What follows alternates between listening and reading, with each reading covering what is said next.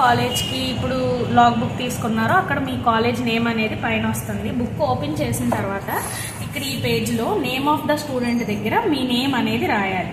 Next మీ college name ఏదైతే ఇక్కడ ఉందో అది ఇక్కడ మీరు రాయాలి. నెక్స్ట్ మీ రిజిస్ట్రేషన్ నెంబర్. మీ రిజిస్ట్రేషన్ నెంబర్ అంటే మీరు ఎగ్జామ్స్లో హాల్ టికెట్ నెంబర్ రాస్తారు కదా, ఆ hall ticket number. Period of internship అంటే స్టార్టింగ్ డేట్, ఎండింగ్ డేట్ మీరు రాయాలి. నెక్స్ట్ ఇక్కడ ఇంకొకటి ఉంది కదా, ఇయర్ కింద ఇంకొక black.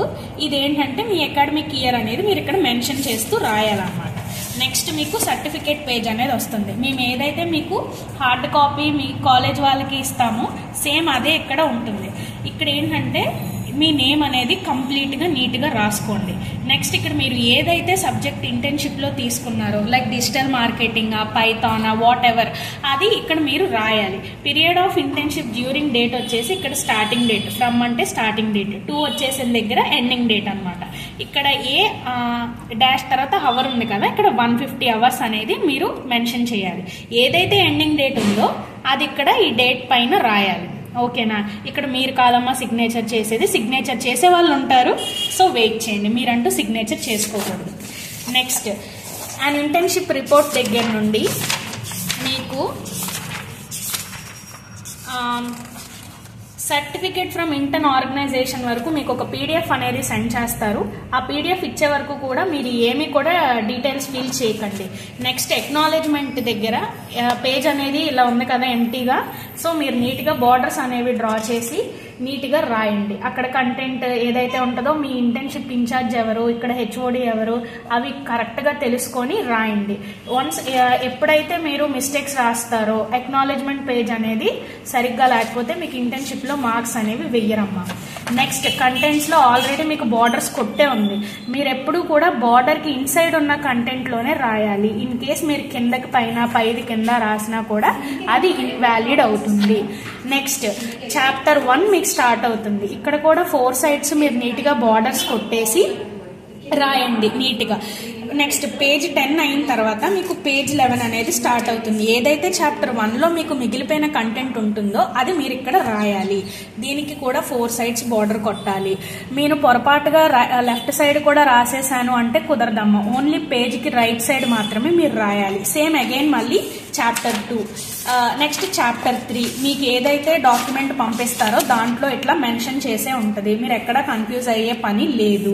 Next activity log for the first week. ఈ బ్లాక్స్ లో ఏదైతే కంటెంట్ మీకు సరిపోద్దో అదే రాయండి. కంటెంట్ ఎక్కువ ఉన్నా కూడా కొంచెం మ్యాటర్ స్కిప్ చేసి నీట్ గా రాయండి, ఆ ప్లేస్ లో సరిపడేలాగా. స్కిప్ చేయమన్నారు కదా అని చెప్పి మీ ఇష్టం వచ్చినట్టుగా స్కిప్ చేయొద్దు.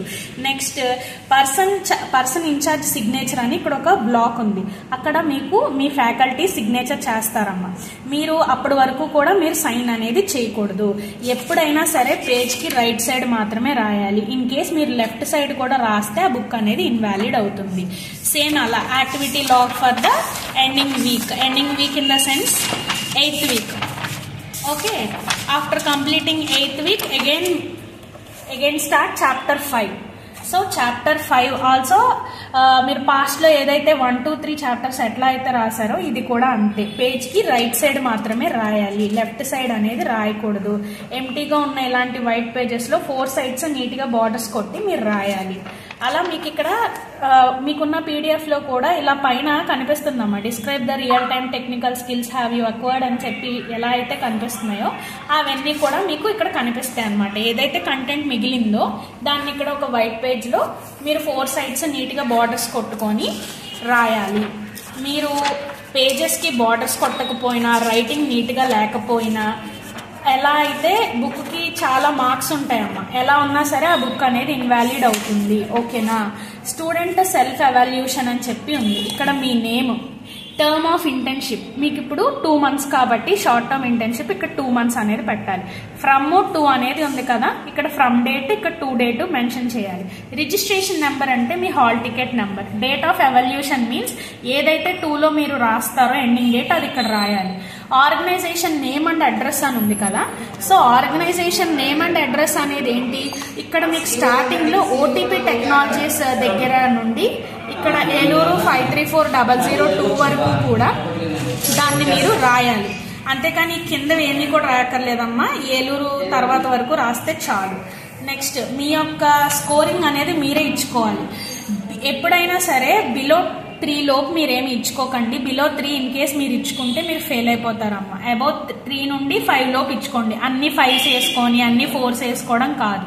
సో మీలో ఉన్న ఇక్కడ స్కిల్స్ అనేవి 15 ఉన్నాయి కదా, ఈ 15 స్కిల్స్ లో మీ యొక్క స్కిల్ ఎంత రేట్ అనేది మీరు ఇచ్చుకోవాలి. లాస్ట్ లో సిగ్నేచర్ మీరు ఎప్పుడు కూడా కింద పెట్టకూడదు, పైనే పెట్టాలి. డేట్ అనేది ఏం పెడతారు, ఎండింగ్ డేట్ ఏదైతే ఉందో ఆ డేట్ మాత్రమే మీరు పెట్టాలి. నెక్స్ట్ ఇది ఎవాల్యుయేషన్ బై ద సూపర్వైజర్. ఇక్కడ వరకు డీటెయిల్స్ అనేవి ఫ్రంట్ ఏదైతే ఉందో స్టూడెంట్ ఎవాల్యుయేషన్ లో ఉన్న డీటెయిల్స్ అన్ని దీంట్లో ఉంటాయి. అవి ఇక్కడ మీరు ఇవ్వాలి, అవి రాయాలి. నెక్స్ట్ ఈ స్కోర్ అనేది మీకు మీ సార్స్ కానీ లేదా సూపర్వైజర్ సార్ ఓటీపీ టెక్నాలజీస్ లో ఉన్న సూపర్వైజర్ సార్ కానీ మీకు ఇస్తారమ్మా. అంతేకాని దానికి దీనికి మీరే మార్క్స్ వేసేసుకొని మీరే సంతకాలు పెట్టేసుకుంటే మాత్రం బుక్ అనేది ఇన్వాలిడ్ అవుతుంది.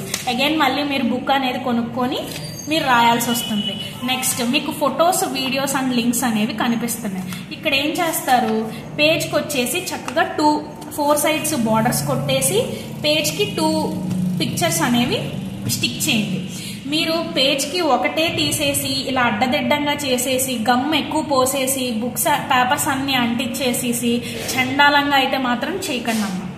ఓకేనా, పేజ్కి చక్కగా నీట్గా పైన ఒకటి ఈ కింద ఒకటి పెట్టండి. అలాగే మళ్ళీ అగైన్ రైట్ సైడ్ 4 సైడ్స్ నీట్గా బార్డర్స్ డ్రా చేసి మళ్ళీ మీరు ఇమేజెస్ అనేవి స్టిక్ చేయండి.